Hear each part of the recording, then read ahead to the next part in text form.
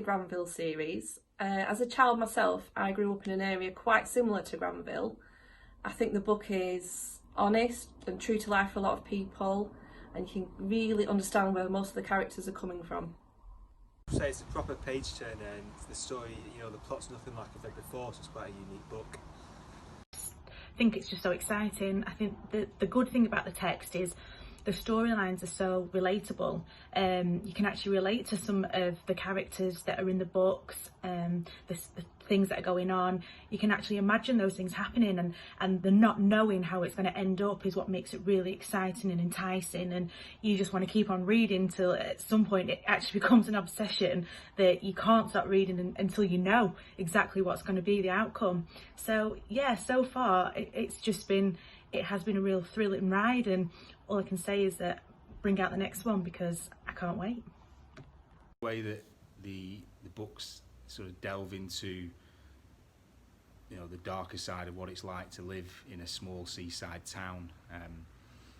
You know, although the books are fiction, there's a lot of realities in there for many people to sort of relate to. I think the content in there is very factual, which sort of helps take you on a journey and sort of see everything and how Nathan Parker sort of sets the scene, you know, and describes his characters. You know, you can see it, you know, you can see it clearly, and you get a real image in your head of everybody and everything as the story unfolds, which is, you know, quite a skill, I think, for any author.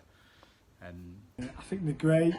I think what I really like about them is how they're both, obviously it's to do with the same storyline, yet are both so completely different, different plots, different twists and turns. I really like how the second one's a bit more of a love story compared to the first one, so that's good. Both books even describe everything sort of how it truly is, no matter how unpleasant that is for the reader. And again, with the first two books, the way that the two books sort of flow from one to another, they're completely separate storylines, but they pick back up in such a great way, and there's something in there for everybody, whether it be a warts and all crime thriller, or even a romance, you know, a bit of a love story as well.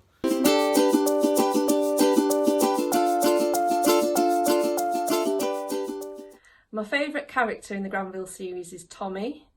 I think he's got his head screwed on, he knows what he wants in life, he's not led by his peers who have really unsavoury lifestyles. I'm really excited to see where he's going to go. I think he's got a really good future ahead of him, so I'd like to see what happens next with Tommy.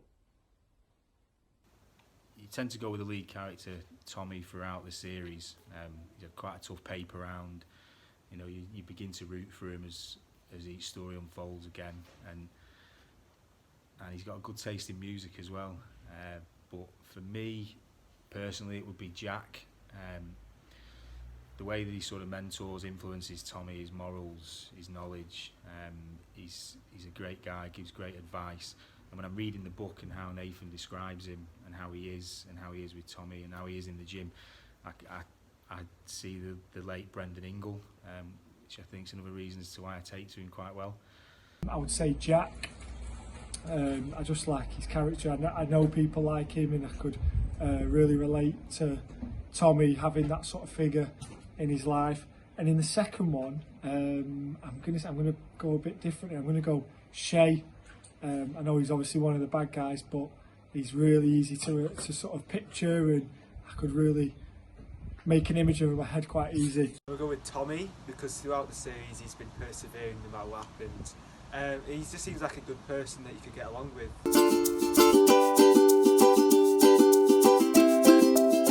So, describing the book with one word, so hard, but I'm going to go for it.